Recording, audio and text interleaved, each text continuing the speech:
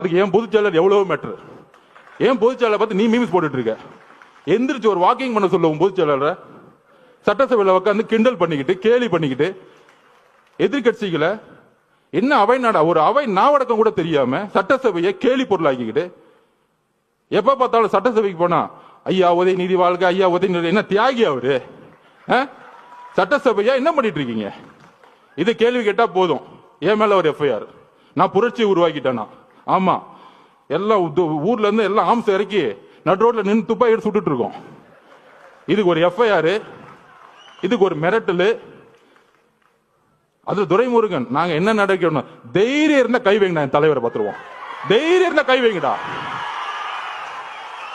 என்ன அதிகாரம் இருந்தா, போலீஸ் இருந்தா, தைரியம் இருந்தா முதல் வீட்டுக்குள்ள போயிடுங்க. நான் கேட்கிறேன், ஒட்டுமொத்த காலேஜில் இருக்க இளைஞர்களும் உங்க வீடு தேடி வருவாங்க, ஞாபகம் வச்சுக்குவாங்க.